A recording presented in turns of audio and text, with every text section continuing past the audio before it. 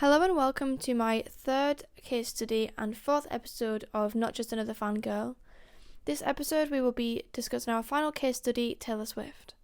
The episode also does mention slight topics of sexual assault, but similarly to the last episode I will mention just before I'm about to speak about them. Taylor Swift is an American singer-songwriter who is known for her strong and quite recent feminist views. She grew up on an 11-acre Christmas tree farm before the family moved to Tennessee in order to pursue Taylor's music career. She started her career quite early as she did debut her first album at 16 years old. This is quite similar to the other artists. I didn't really realise until after I'd researched them all that every artist I've chosen to research, they all started music quite early on in their lives and were active in the music industry from quite a young age. At the same awards show that Alanis won her the Icon Award, Taylor won Woman of the Decade. In her speech, she begins by discussing how much she's changed since the previous decade. In 2010, Taylor turned 21, and she mentions how much she's adapted since. One key point I picked up on was all the things she mentioned she was criticised for. This ranged from dating too many people, posting too many photos with friends, and writing too many breakup songs. She then goes on to say how she's watched women in the music industry be measured up and compared to one another, but makes the comparison, have you ever heard people say the same about men? I really like his songs, but I don't know what it is. There's just something about him I don't like, she says as an example. I think this is quite funny, the way she said it in the speech, but I think it's interesting because it's true. You don't often hear people say the same about Ed Sheeran, who's written plenty of similar songs to Taylor Swift. All those kinds of things, it's like guys don't get criticised for writing too many breakup songs. Lewis Capaldi's a good example. People love his music, people love him, but they don't criticise him for writing so many sad songs. Things like that, there's things such as those, there's quite a few double standards when it comes to the topics of songwriting. I think this relates to something I mentioned in my previous episode of women always needing to show happiness and joy or, not being sad, basically. In this next section, I'm about to discuss Taylor's sexual assault trials, so if this topic is sensitive, please feel free to skip to the next section. Viewer discretion is advised. Taylor had one of her biggest first moments of discussing politics was the Tennessee senator voting. She speaks about it in her documentary Miss Americana, and this senator, she was about to be the first female senator of Tennessee, which should be a really huge step forward. Wow, support that. But Taylor did not support it because the senator she didn't really want equal rights for women, so she was a bad representative of a first female senator. She went against fair pay for women. Reauthorization of the Violence Against Women Act was a big one to me, especially regarding it stops abuse, stalking, which Taylor in the documentary emphasizes regarding her own experiences. The sexual assault case she had, which I thought was interesting, was regarding former DJ David Mueller. There's a picture where she claims his hand was up the back of her skirt, and he sued for loads of money, but she countersued him for $1 because she didn't care about the money. She's not in it for the money. Her mum says that they didn't mention it or bring it up at first because they didn't want it to define her life. Whereas her dad's take on it I thought was quite interesting because he was more concerned about losing fans over politics. From the clip in her documentary, her dad talks about how if she talks out about Trump, people will start making headlines.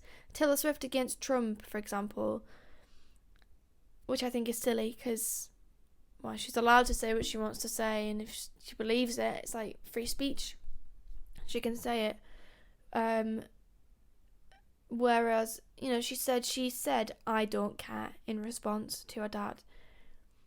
She cares more clearly about people's safety and well-being than she does her own reputation, which I think is good because she's not caring. Quite a lot of celebrities can care more about themselves in situations like this than they do for other people.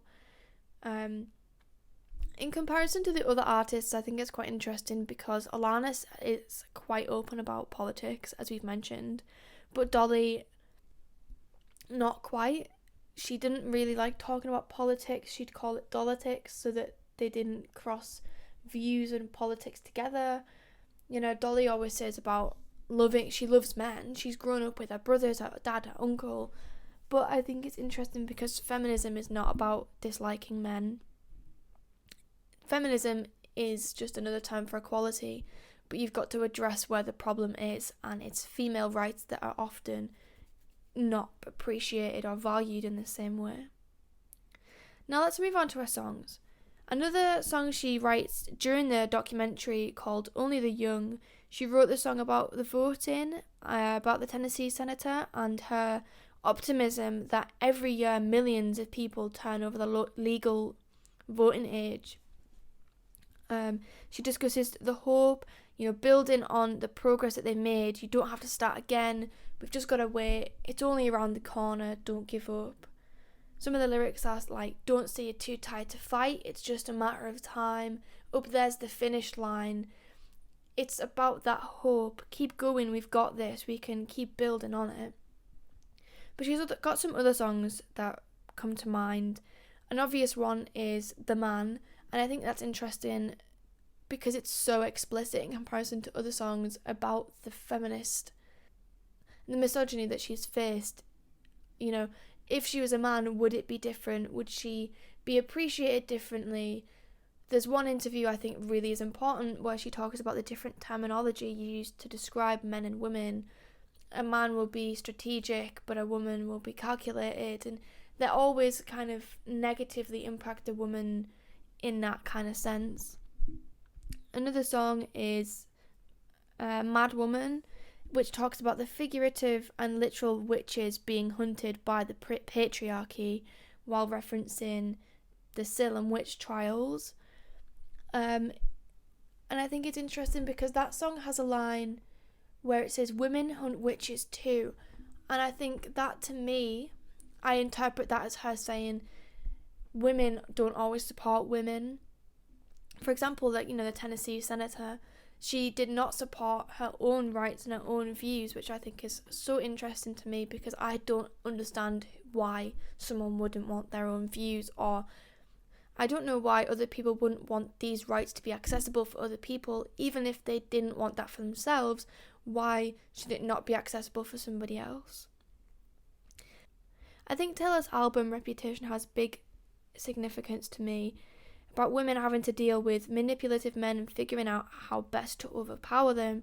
I think it's interesting how much she was criticised again for this album, but I think it's really empowering to me. The lyrics, the style of music as well, I think suits it really well. How she talks about karma and how everyone will get their turn, and how she has just grown from these experiences that she's had. So that's it for the facts, and now I'm going to quickly move on to my conclusion. I think Taylor has some of, if not the most, modern views out of the artists that we've discussed so far. She's got lots of blatant and obvious song lyrics, music videos, speeches, interviews, everything. She doesn't hide it. Since she's come out about speaking about it, and since she's spoken about it more, I think it's interesting to see how much she's spoken about it and how frequently since she's begun speaking about these things. She doesn't really hold anything back. She's very open and forward about her views, but not in a way of forcing it on other people.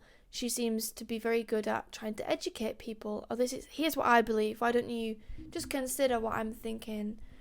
And I think that's really inspiring to me. Unfortunately, this is the end of this episode. However, my final episode will be, I think it's really interesting from my own point of view, talking about my conclusion, featuring recapping of the facts, and I'll also be discussing my primary research that I did. I really hope you've enjoyed this episode, or at least learned something. I hope you've enjoyed, and I hope to see you in the next episode where I discuss my conclusion. See you soon.